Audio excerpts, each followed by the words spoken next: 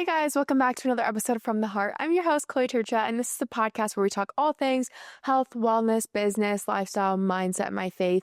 Anything I'm walking through, I try to give you guys like a big sister perspective, give you guys advice so you don't make the same mistakes I did, or at least you can have some insight on the situation.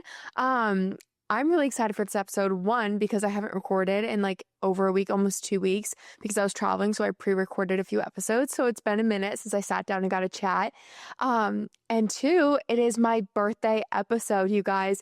It is exactly 1 week away. I will be 24 years old. My birthday will be the day after this episode comes out, so I can't believe I'm going to be 24.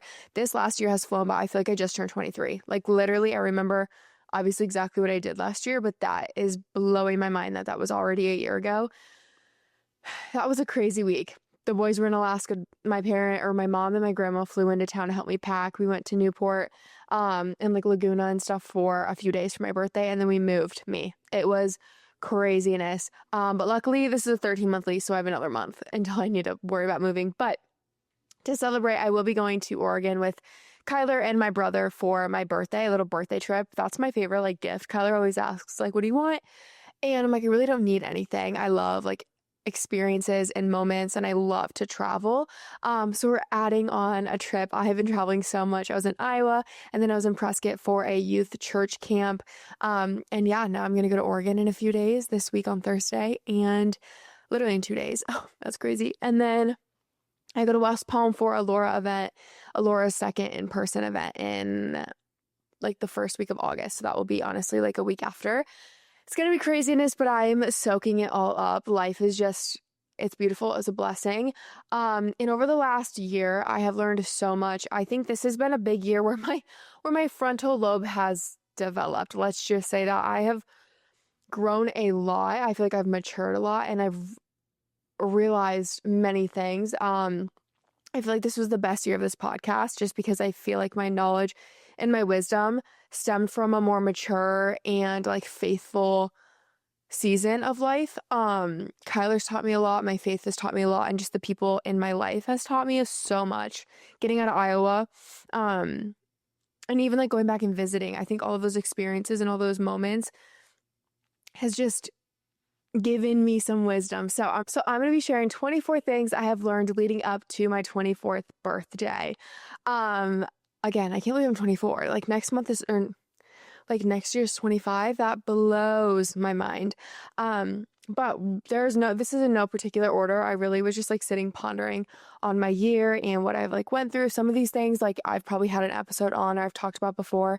Some of these things not. So the first one is, the more you avoid something and put something off, the harder it's going to be, or it's going to seem.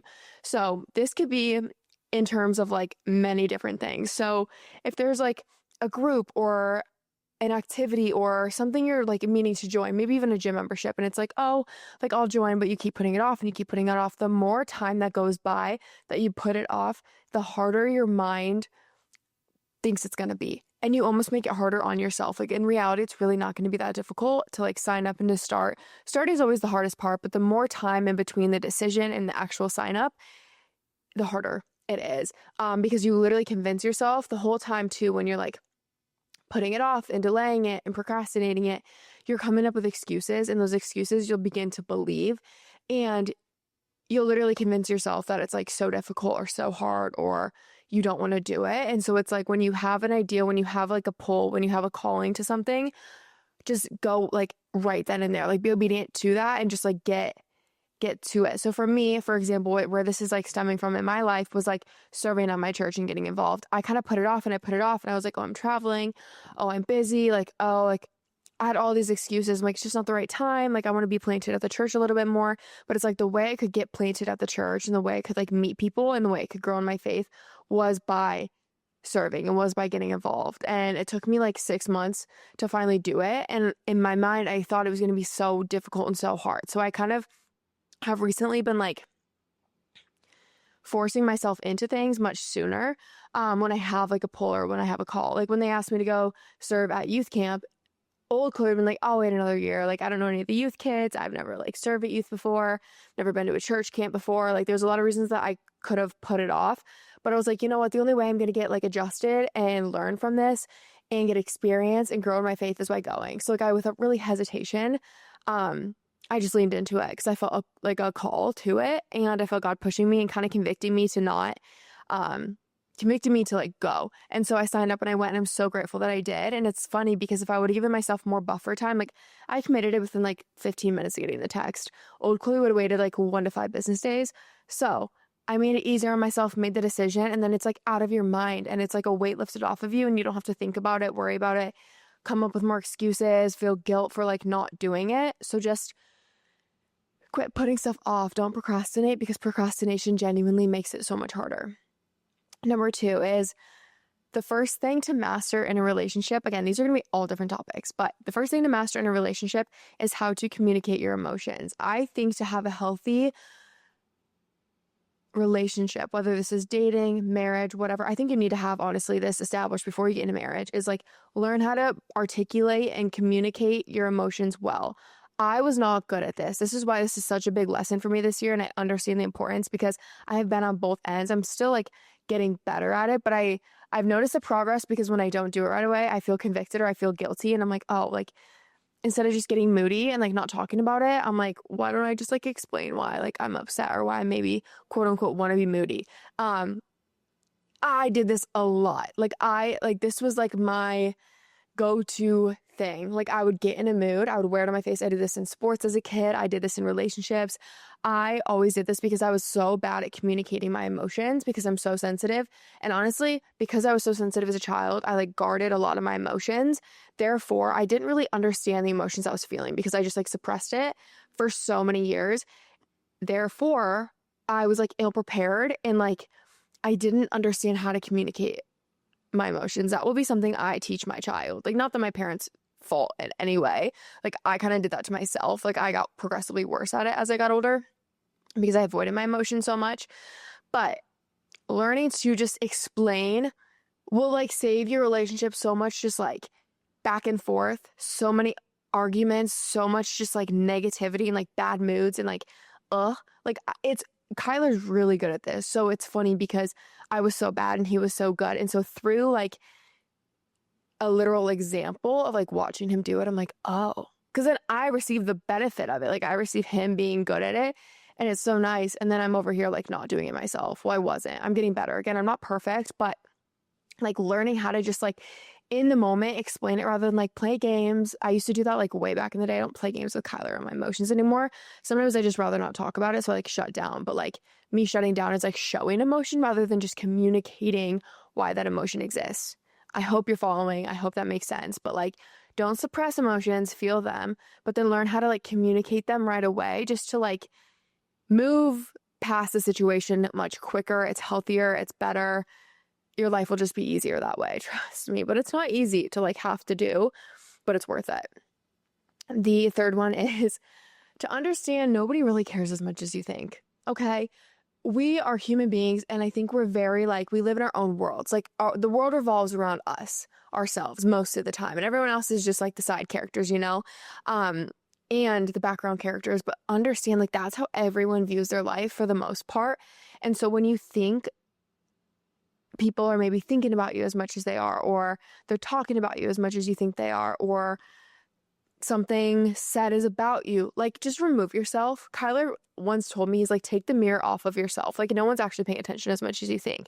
He would say this when I was like too embarrassed to like sing and dance at church or like worship or like move around. Like I've never been a big one to like draw attention to myself because I just don't like it. I don't know. Maybe that's just like an insecurity thing. I haven't figured that out. I don't know. I've never loved attention, which is funny considering I do content creation, but like it's different in like a public real life setting, you know? But I don't like it. But Kyler's always like, nobody actually cares as much as you think, or like no one's actually paying as much attention as you think they are. Everyone's like focused on what everyone else is thinking about them. Like you're not ever thinking about someone else. You're probably always thinking about yourself in most like situations. And so have that peace of mind, being like, it's okay. Just like be yourself, just enjoy the moment and don't care obviously what other people think. But I know we're human beings and that's like a struggle and that's a battle. Rest assured that you can just like go on about your life. Like no one really is hyper focused on you. And if they are, that's like a whole nother problem and they really shouldn't be. So it's probably a problem that doesn't even revolve around you. It's more of a them problem, if that makes any sense. Number 4, go to God before you go to someone else with your problems. Okay. I actually had a situation recently and there was something I was going to text Kyler and kind of talk about. It was like a problem I was having and it was like an emotion in a certain situation I was feeling. And instead of like, not necessarily, it wasn't necessarily gossip, but it was just like expressing a one-sided situation. I was like, no, like Kyler doesn't need to know about this. He's not going to be able to solve this problem or fix this problem. But like, who can and who will is God. And so I prayed about it in that moment and God delivered. God solved it. And it gave me a lot of peace and comfort.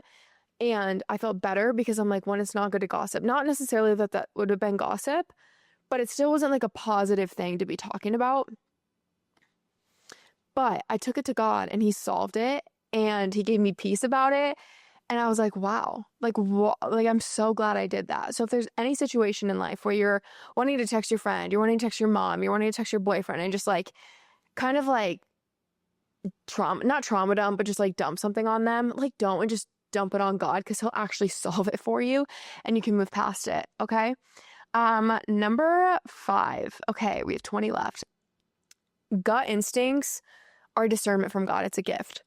So when you're in a situation, you feel like a gut instinct, that's typically God kind of like talking to you and he's pouring into you and he's trying to give you discernment. Again, discernment is a gift from the Holy Spirit and conviction is like kind of the opposite of that. So discernment is like the knowing. It's that gut instinct. It's like you know when you know when you know. It's that. And so trust in that. Like that is truth within you. Like that's a gift.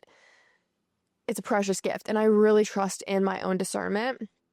Conviction is like a feeling if you do something or you're about to do something or you're making a decision, you feel like kind of a guilt inside of you. That's conviction. And that's also a gift from God to kind of like guard you and protect you and like lead you down the right path. Okay.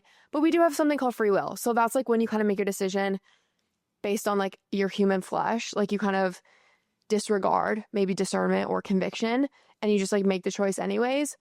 That's because you have free will. So people are like, if God gives you these gifts, like how come human beings still make like poor decisions? It's because he still gives us free will. But like those people still have like discernment and conviction. Like you still have some guilt or you have like a feeling or a draw towards a certain choice.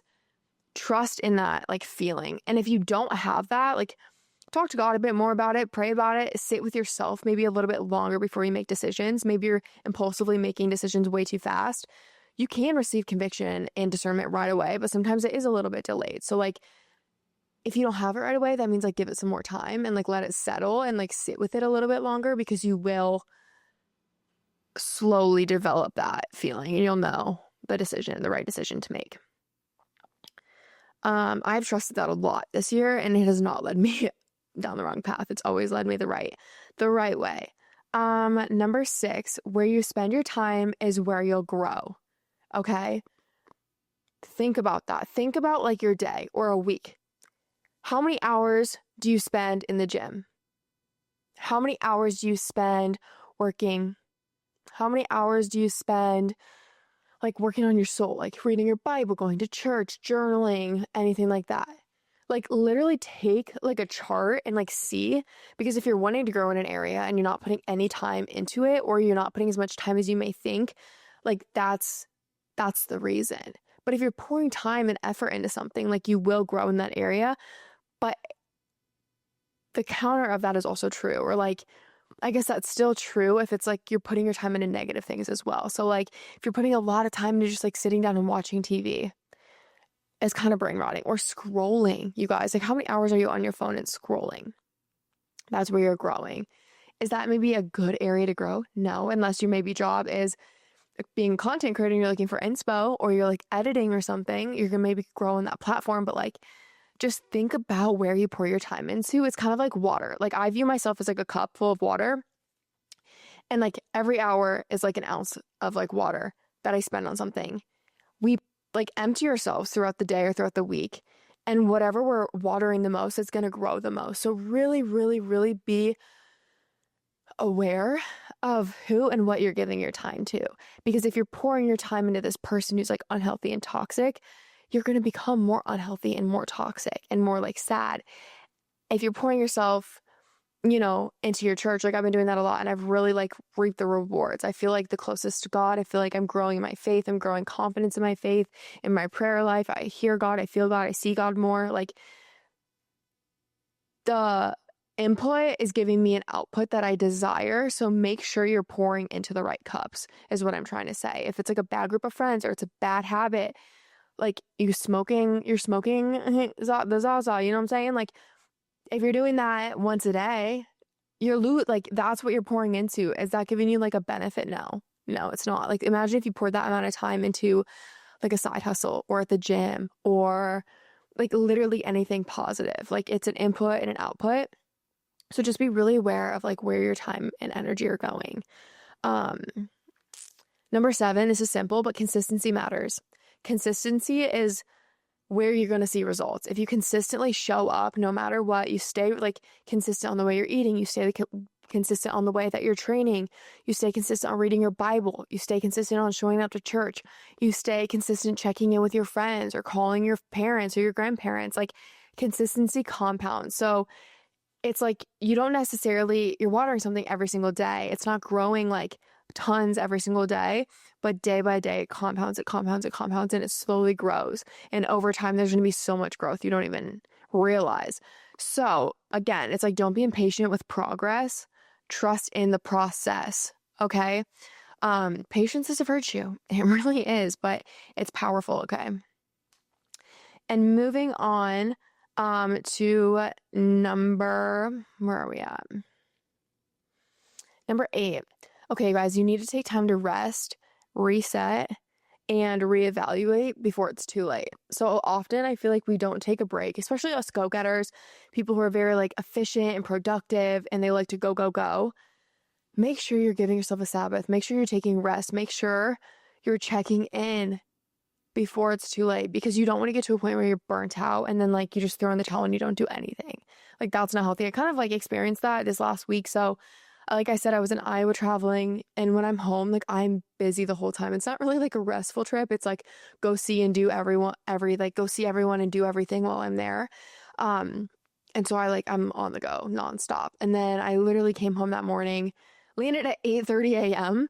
And then by 11, I was at the church ready for camp. So like I had maybe an hour, and that hour was spent like packing and eating. And then I went to a church camp for 4 days, which is, if you've ever been to one, it's go, go, go. And I was exhausted. And so I came home. The next day was Jake's birthday. So we had a whole like surprise day for him. So much fun. Again, all these things were positive, great things, but I was still left on Saturday just like beat. I was exhausted. I was like, my battery is low. So I spent Saturday and Sunday literally doing nothing. I went to the gym, had a lift. Next day, had a run, went to church. But that's like literally the only productive things that I did. Otherwise, me and Kyler just chilled. We laid on the couch. We reset. But it's like, you don't want to get to that point necessarily where you literally have to take like 2 full days off. Like rest and reset like throughout your week. Give yourself like time. Because you don't want to burn out. You don't want to have to like throw in the towel and give up, or like begin to dread those things because you're so exhausted. It's like, take a Sabbath when you can. Even throughout camp, there was like 2.5 hours of free time. And I was like, I could go like do something, but like I actually need to go take a nap. Like I needed to sleep because I was practically up from 3 a.m. until like midnight. I was almost up for like 24 hours straight one day. And I needed sleep to recover and like show up as the best version of myself. So just check in with yourself more often when you're feeling exhausted, when you're feeling burnt out. Like schedule in time to rest and like use it productively. I feel like often when we're resting, we feel guilty for resting, and then it's not even productive. Like allow yourself to just like chill and feel no guilt. Number 9, call instead of text. I've tried to get better at that this year. I used to always text and never call people. I think it was low-key my social anxiety. But I've gotten a lot better at just like calling friends, FaceTiming friends. I think it helped with Kyler. He is not a texter. Never has been, probably never will be. He's a call on the phone. He calls everyone. And I'm like, oh, I need to start doing that. And so I have, and it's been just better. It's more rich. It's more personal. And then you're not like on your phone 24/7. You just like have the conversation and then you're done, So it's like low key a time saver. Number 10, we're making it way through the list. Okay, this is big. True confidence is found in God, not the world. I have a whole entire episode on this. I encourage you guys to go listen. It was probably like 2 months back. So about like 8 to 10 episodes back, maybe. But we always feel so insecure when we're measuring our worth and our confidence within like the world. So like worldly things would be like income, success, body, like the clothes that you wear, the car that you drive, anything like worldly will not ever make you fully feel confident. It never fully like fills you up. Okay, it's draining because it's always comparing and you're always looking at the next best thing and like someone's always gonna have something better. So you'll never fully feel secure in that. But what you can feel secure in and your confidence can be rooted in is Christ is like unwavering no matter what. Like no matter you have a bad hair day or you have to sell your car or like you lose your job, like your confidence doesn't waver because it's rooted in something that's like solid. And like God is consistent. He's always there. It's like a rock rather than like something worldly that's like wavering.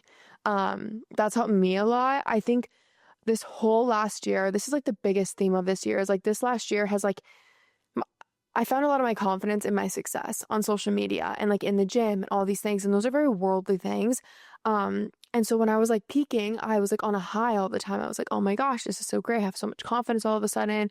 Because I definitely didn't have a ton of confidence growing up. I was a shy kid, whatever. But then I had that, and that's what I put all my confidence into. But again, like social media, career, success, your body, like all that stuff fluctuates. So it's like if I had a bad week or a bad month of content performance, like my confidence was like low. Or if I like fell out of routine with the gym or like I didn't feel confident in my body, my whole confidence was like ripped out of my hands. And so I feel like this entire year, God has like completely transformed my perspective on that. And I almost felt like very like low. And God wants you low because that's when he can like be the closest to you. And he kind of like, I don't know. I have a good one liner and I don't remember how I said it in my other episodes, so go listen to it. But God wants you low. Okay. He did that to me. And it was like, cause I'm like, I have confidence. Like, I feel like I have confidence in nothing. And this was before I realized like how to find confidence in God and like in my faith. And so I didn't really have confidence in much of anything. And I was like, dang, like this isn't like a great feeling. But then from that, he like re-sculpted my confidence and he reshaped it and he chiseled it. And he kind of like carved out a path for me to like find confidence within him. And it has like changed my life. Like I find confidence in just being a servant to others and being a disciple and talking about Jesus and like being joyful and like being that like seed to be planted for someone to know God. And like, I don't have a bad day if I feel like my body doesn't look tea or if my hair doesn't look great or if I'm in sweats or if my content's not performing. Like it doesn't really affect me. At least it doesn't affect me the way that it used to because it's like it's rooted and it's founded in something so solid and so whole and something that actually matters. And my confidence definitely lacks when I feel like maybe I drifted from God, but it's like that's okay with me because I don't want to drift from God. And that's like a wake up call to be like, okay, plug yourself back in, Chloe. Like get more into the word, get more into your worship music, get more into watching sermons, get to church more, like be around godly community more. And that's when I feel my most confident. So something to note, again, I encourage you to go listen to that episode because it's full of really good stuff.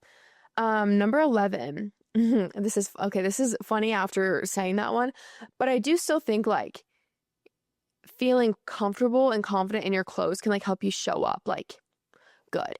And it's funny because when I say this, like it's because I went through a season of like with my clothes, I never really like stretched into anything new. I kind of stuck to like, I mean, literally wearing a black t-shirt and shorts. Like simple's like always been better because I don't know if I've ever had like the courage to wear something kind of crazy and different. But Kyler one time told me, he's like, it's not what you wear, it's how you wear it. Like you could wear anything, but if you walk in confident in it and like you truly love it, like it's gonna look good. And it like blew my mind. Like it was me with cowgirl boots, which is so funny, but like I used to hate wearing them because your girl's got bigger calves and I didn't like the way. I didn't think they flattered me and I was always like felt weird about him. And he's like, Chloe, it's not the boots, it's how you wear the boots. And it's like you always feel like insecure when you're wearing them, and that's why they don't look good. He's like, if you like kind of own it and you feel confident in them. I mean, and I did find that they're a wide calf boots, which is nice to know, but like it's just so true. So it's like try something new, branch out of your style. Like don't always like conform to comfort and like what you know. It's like try something different. And it's again, it's like it's how you wear it. Okay, wear your clothes, don't let them wear you. Like show up confident. It's kind of like in anything, like fake it till you make it. because that does work. But again, still find your confidence in God. But like, if you're someone who's like, I'm scared to like try the long jorts, like that was another thing I challenged myself with. I'm like, I don't know if I can pull them off. And I didn't know they're my favorite things ever. Like I wear long denim shorts all the time. I like 4 pairs. I think they're so cute. Cowgirl boots. I have this weird like bandana head wrap I'm going to wear to a country music festival this weekend. Like I'm like trying new things that I think are so cute, but I like used to just be too scared. I couldn't figure out how to pull it off. But I'm like, you know what? It's how you wear it. Okay. Okay. Number 12, invest in like self-care. This kind of is in terms of like allowing yourself to like reset. I think self-care, especially as a female, but also males, like is so important just because we need to take care of ourselves. We need to show ourselves love and we need to do things that like make us feel good. So for me, like one thing I've invested in this year, well, actually probably the past couple years, has been facials. I get a facial once a month. I get a hydrofacial. I do some dermaplaning. It's great. It keeps my skin like healthy and it just leaves it feeling good. And I'm just taking care of it because your skin is with you forever. So it's like I'm trying to be like proactive with that. Another thing I'm proactive with is massages. I get these every time I go home because I have a masseuse back at home. I don't have one here in Arizona, but I probably get them every couple months and I love them. They're just proactive. They're so good for my body. They reset me. They relax me. I usually get a massage every year on my birthday. This will be the first year in like 5 years I haven't gotten a massage, which is totally fine. I'm so excited to be in Oregon, but just invest in those things or like invest in like a red light mask. They're kind of pricey, but like I think they are beneficial. Or even like a walking pad. That's a form of self-care. Like I habit stack movement and like work a lot. Or if I want to watch a show and I walk on my walking pad, it's like invest in things that will truly like help you move the needle to like your goal. So if your goal is to like have healthy skin, maybe investing in like nicer skincare or like better actual skincare or a facialist or an esthetician is a good move for you. If your goal is to be more active, get more cardio and get more steps in, get a walking pad, or a new, nicer pair of walking shoes. Or if you want to get into social media and content, like invest in maybe a camera if you think that, I mean, you don't need a camera to start on social media, but like maybe a little ring light or like a little thing, like invest in the belief of yourself and like do something to like help move the needle towards your goal, I guess is really what I'm trying to say. But self-care is something I think we neglect because we think it's just like, it isn't necessarily a need, but for me, it's like, it does help me out a lot. Like it's worthwhile. Okay, number 13, just trust me, you don't need a million different supplements. Vitamins are supplements, literally the name is like supplement. So it's meant to supplement something else. So if you're not getting something in like your daily like diet, then you can supplement it with like a pill, okay? Maybe get your blood work done. That's something I actually do want to do sometime soon is like get my blood work done so I can see what I'm like deficient in so I can take a supplement to get my levels back to normal and then hopefully get off of that supplement. Again, like a hair growth supplement, I'm not on that consistently. Like I'm on it while my hair grows and then I give myself a break from it. I kind of like detox from it and then I get back on it once I feel like I need that again. But like social media will sell you on all these supplements. Like I honestly think, and I don't even take creatine, but like it is beneficial. I just always get migraines with it. Like creatine, a protein powder, and maybe like a D3K2. Like those are literally what I take, well, minus the, I don't take creatine. I wish I could, but like I just literally get migraines. Or like, again, electrolytes. I feel like people push those so much. They're great if you're sweating a lot or like to get your minerals balanced, but like, I don't know. I just think people like oversell and overmarket a lot of products. But I do like electrolytes actually. Because I'm a sweaty girl. I'm very active. So like and I have salty sweat, like very salty sweat. If you guys have seen the videos of me when I run and there's like white crystalled sweat on my face, that's literally salt. 14, we have 10 left. Eat whole foods, natural foods. Just don't eat the ultra processed foods. Again, everything in moderation is okay. I don't eat perfectly whole food based, but I do feel my best. I talk about this all the time, so I'm not going to spend too much time, but like I have really, really removed myself from like snacking, ultra processed foods, artificial dyes and preservatives and chemicals, and I feel so much better. Again, it's impossible to completely eliminate it. You don't want to go crazy because I don't think that's healthy to be like so hyper aware and strict about it. But like there is a significant difference you'll see and feel when you remove those things and you really just stick to like whole foods. And it's simple and honestly it makes cooking and it makes your life in the grocery store a lot easier. Number 15, you're stronger together. And when I say this, I mean like in groups. So like you as a couple, like God has designed us to like find a partner and be with them forever because he knows we're stronger together. Or God designed best friends to like have someone else because we're stronger together. Me and my work world with Alora, like we're stronger together. Like we help each other out more as a team than I could do on my own. Like God places you in groups and environments to like balance each other out with like your different gifts. Like I'm not gifted with everything, but like my strengths are maybe somebody else's weaknesses and their strengths are my weaknesses. So we complement each other. And like God has a design. So it's like we're meant to be in community, okay, and in fellowship, and like we're stronger together in a group. So don't isolate yourself. Don't think you need to be Miss Independent and hyper independent and do everything on your own. Like it's okay to ask for help, and it's okay to like do something together as a team. Like even when you're dating and in a relationship, like understand like when you're dating, that is your partner in everything. It's like your business partner because you're combining finances, you're making financial decisions. Like it's essentially business. Me and Kyler, he started a business that like he's literally my management. He started a management agency and he's my manager now for social media. He's killing it. He's actually killing it. But it's like as a partner, I trust him with those decisions. And like we work better together. We encourage each other more in the gym when we're together.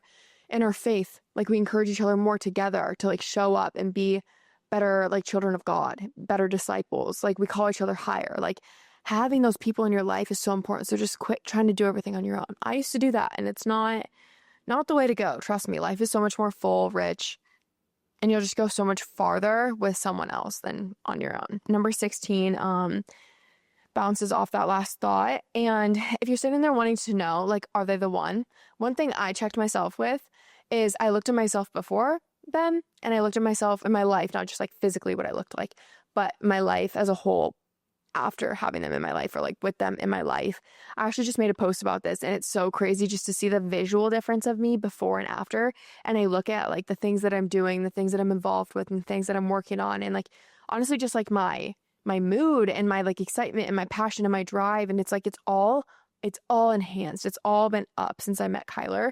And like, that's such a tell sign. Like they are meant to be in your life. Okay. But if you're looking at your relationship and it's like, yo, like I was so much happier. I had so much more joy before I got into this relationship, or like I feel a little more insecure now, or I'm not motivated to do anything now, or I'm like more emotional and like sad now, or well, I don't want to say more emotional, but just like I'm more sad now, or I've gained a bunch of weight and I'm not confident in myself, or I'm making unhealthier decisions. Like those are signs that like maybe check, maybe look into. But that gives me a lot of like assurance and confidence like in the relationship that I'm in. Because my life truly has like enhanced since they've been in it. Because that's what they're meant to do. We're meant to like call each other higher and like push each other more and like walk through life together. And it's like you always want to be, again, not everything's gonna be perfect, sunshines, rainbows, and positive, but for the most part, you want to be going in an upward motion rather than like steps backwards, you know? Number 17, there's test in the testimony, okay? Testimonies require a test. So when you're walking through something and it's like, oh, like there's purpose in everything. God does not create pain in vain, okay? So when you're walking through the valleys, when you're walking through a low season, like God is like using it all for good. Not that God created this and intended this, but he can use it for good. Like he can turn it into something good. So don't be walking through this thinking that it's all negative and it's all a waste and this is just like inconvenience and it sucks and you're never gonna get through it. You are gonna get through it. Everything's a cycle, okay? Life is kind of like seasons or like a cycle, and God is like doing something within that valley, okay? So there's purpose in it, and it's to create like a testimony, to like testify like the works of God and like who you were before this and who you are after and how much you learned and how much you grew. So like when you're in the valley, it sucks, but appreciate it, okay? That's all I'm gonna say. And number 18, okay, this is something to understand. This is something I learned this year is like God's a jealous God, okay? And so we've got to be close to him and glorify him and give him praise and desire him, you know, and like pursue him in the highs and in the lows, okay? We can't just do that in the lows. We've also got to do it in the highs because God's jealous, okay? So he like wants your attention at all times.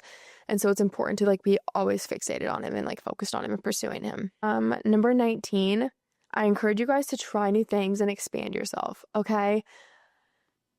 Life's more full when you're like, it's broader and there's more variety in it and you're like challenging yourself with new things and you gain new skills and you gain new hobbies and you new friends and new experiences. Like life is more full that way. I used to just be like a prisoner of comfort, to be honest. And I didn't like trying new things very often because I wasn't good at them. And it required a lot of like challenge and struggle and uncomfortability in that area that I was like new at. But then on the other side, like once I get through it, once I accomplish it and I get better, it's like such a good feeling and it like enhances life. So say yes to more things. Again, don't always say yes and like drain yourself completely, but I encourage you to like try something new, take up a new hobby, join a new group, start something new. Just don't be a prisoner of comfort and things that you know, because then like your daily routine gets so repetitive and so boring. And I think that's when we like don't feel fulfilled and we don't feel like we have a purpose when we're not like working towards something new. Um, Even like a new race that you're training for, like you have a side hustle and you're like building something new. It's like have like something exciting to like work towards at least every single day. Because again, it will give you more like purpose each day. Number 20, this is big. I have a whole episode on this, but understands that your thoughts become your beliefs then become your actions, and your actions then create your reality. So what you think in your head essentially will become your reality in life. So control your thoughts. Most of them are negative. I think there's like a stat, 70% of your thoughts are negative. So that's a lot. That's a lot. That's a big percentage. 70%, that's over half. That's majority of your thoughts are negative. And your thoughts create your reality. So it's like really take control of like where you allow your mind to go. One thing I do is I pray that God protects my mind every single day. And he helps lead my mind and control my mind rather than like the enemy take it over, because that's where he likes to sneak in, and the enemy likes to like take over our mind and take over our thoughts because it has such an impact on us. And so one thing I do when I'm like in a negative headspace is I start talking to God. I'm like, if this thought isn't from you, like I rebuke it, like take it away, God, and I tell the thought to go to hell. And I like really ask for God to like take over my mind and take control of it. And I rebuke like the negative thoughts, and it works. It helps with my anxiety. It helps with my stress. It helps with insecurity, worry, like any negative thought you can experience in your head, like it diminishes it. And so like in the moment too, like it's quick. What's the next one? Number 21, move your body every single day. So I don't mean like go hard, go train, go run miles, go lift heavy every single day, CrossFit every single day. No, but just movement. Go on a walk. At least get up and walk like 10 minutes a day if you're not doing anything else. Active recovery is great, but like our bodies need to move. It gets the blood flowing. It gets the mood, like the endorphins released. Like it genuinely enhances your mood. It helps with longevity of life. It helps with quality of life. It helps with feeling good. Like being sedentary is the worst thing you can do. So be up on your feet, moving around. I try to like avoid sitting now when I work. Like stand-up desks are great. When I'm like at an airport or I'm like running errands or something, I try to like not just sit down right away. I try to like stand up and walk around until I'm like fatigued. So just get movement in, get steps in. Like it's the best thing you can do. Even if like you're not a big gym person or you're not a big runner, just go on a walk, like at least walk every single day. I'm training a client right now and she's in her 3rd trimester of pregnancy and she still goes on a daily walk. She's lifting, so proud of her when she can, but I'm like, one thing I want you to continue to do is move your body. Just like walk like you, and she's like practically hobbling at this point. Like it doesn't need to be anything crazy. She's walking like 2.5 miles, which is crazy impressive, but it's like to a point, will it be that long? Probably not, but like movement is so good. And walking is such a good form of exercise. It's so underrated. Number 2, just show up with a smile. Okay. It's contagious. My old pastor always said, you can be walking through hell, but it doesn't mean you need to look like it. I have tried to work on this because I used to show my emotions so heavily in my face, but not that you need to fake your emotions and like lie about it, but it's like you can control like what you give. And like I want to give love and joy and like happiness to people. And so it's like just show up with a smile, be as smiley as you can. Because like a smile can help somebody. Always smile at strangers. If someone's having a bad day, like try to give them a smile. Like it does go a long way. I feel like it's contagious. Like I said, you don't want to be the person in the room that walks in, they're super mad and they're super upset, because it just like brings down the room quickly. And no one wants that. That's not good for anyone or anything. So it's like show up with a smile. And I feel like once you smile, it kind of tricks your brain into like releasing like endorphins, and your mind starts to think positive. Like imagine like being so mad, but like smiling. I genuinely think it like triggers like more positive thoughts, and it can kind of begin to create a more positive reality. No RBFs, okay? Get rid of them. I used to have a really bad one. It's something I'm still actively working on, but like I try to show up with a smile as often and as much as I can. Um, Number 23. At night before bed, you guys create a purpose for every single day. Have intention. That I feel like gives you fulfillment in life. It gets you excited to jump out of bed. Have a purpose. Maybe it's for the day, maybe it's for the week, the month, the year. Like, have a purpose. I always create like a word or like a phrase for the year, and I keep that in the back of my mind. And then the night before, I like write on my to-do list, and it kind of gives me purpose. It gives me excitement. It gives me drive. Like, what am I going to accomplish today? Like, what's the goal? And I do think one of the girls actually in Alora, it wasn't like a to-do list. It's a get-to-do list, or a get-to list. And it's like all the things you get to do every single day. And like, we're gifted with like a healthy body and an able body, and hours in our day and another day of like breath, you know? And so it's like, like every single day is a gift. We're gifted with the ability to do these things. And I think it helps if you're going through like a sad, dark, depressed season. Like, if you can give yourself some sort of purpose every day, it can be something so small. It can be something so small, but I think just something to like work towards, to strive towards, to like accomplish in a day can really help. So that, again, that's why I always write out like my day before, so I can wake up with purpose and intention, and it gets me motivated. It gets me excited. And the last one, number 24, this is the biggest thing I've learned this year. Just surrender it all. Surrender it to God. Give it to God. Give everything to God. Surrender your relationships to God, your career to God, your path, your calling, your purpose. Like, give it all to God, and He'll take care of it better than you can. Okay? What He can do in one day is more than you can do in your own will in a million years. So it's like, give it to God, surrender it to Him, and trust Him. It's scary when you surrender things because He can take it away from you and He can rip it out.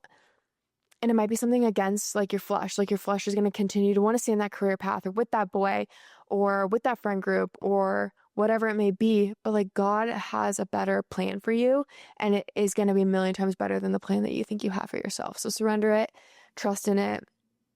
And yeah, that's everything I've learned leading up to my 24th birthday and my 24th year of life. I am blessed for another year. This has been a really, really good one, and I'm so excited to see what this next year has in store for me, just because I've seen the goodness God's done in the last year, and I just know more is to come. And I just thank you guys for the love and the support every single year continuously. I appreciate you guys. I would not be here without you, and I don't say that enough. So I just thank you. I love you guys so much. I hope this can help. I hope some of these, planted and maybe got you thinking, and you can implement them into your life. Share this with someone you think it could help, inspire or advise. But anyway, I love you guys so much, and I will see you next week, and I'll see you when I'm 24. Bye, guys.